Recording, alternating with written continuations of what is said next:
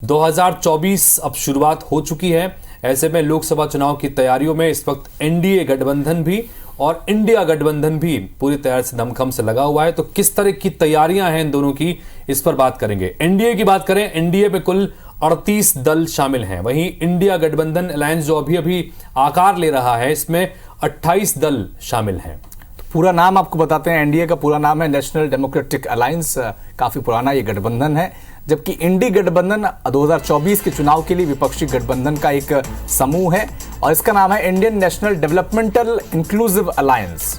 बिल्कुल। और इसी तरह से चेहरे की बात करें तो एनडीए की तरफ से यह तय है कि मोदी ही चेहरा होंगे और मोदी के चेहरे के साथ ही चुनाव लड़ा जाएगा, इसमें कोई दो राय नहीं है। अगर वहीं अलायंस की बात करें, अलायंस अब तक अपने चेहरे को लेकर एक राय हो नहीं पाए हैं। इसको लेकर लगातार एक के बाद एक कई बैठकें हो चुकी हैं, लेकिन कोई फैसला चेहरे को लेकर अब तक हो नहीं पाया है।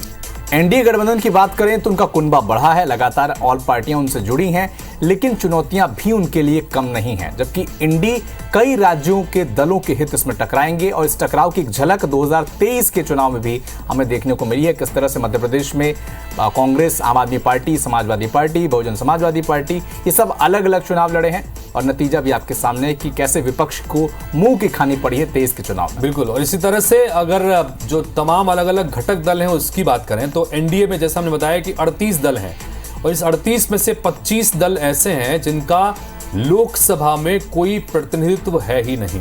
इसी तरह से इंडी अलायंस की बात करें, सीट शेयरिंग को लेकर अब तक कोई समझौता ही नहीं कर पाए हैं कि कितनी सीटों पर कौन सी पार्टी चुनाव लड़ने जा रही है। लगातार जैसा हम बता रहे हैं कि सिर्फ बैठकों का दौर यहां पर चल रहा है और इसमें भी सीट शेयरिंग का फॉर्मूला अब तक इंडिया गठबंधन का सामने नहीं आया है। बिल्कुल। और एनडीए की बात करें तो पिछले लोकसभा चुनाव में 25 करोड़ वोट इस गठबंधन को मिले थे, जबकि इंडिया अलायंस पिछले लोकसभा चुनाव में, हालांकि वो यूपीए की तरह माना जा सकता है, 23 करोड़ वोट उसे पिछले चुनाव में मिले थे। बिल्कुल। तो कुल मिलाकर ये हमने आपके सामने कंपैरिजन रखने की कोशिश की कि एक तरफ एनडीए गठबंधन 38 दलों वाला, दूसरी तरफ इंडिया गठबंधन जो अभी आकार ले रहा है, एक के बाद एक मीटिंगों का सिलसिला चल रहा है। 28 दलों का ये गठबंधन क्या ये चुनौती दे पाएगा एनडीए को, ये भी एक बड़ी बात है।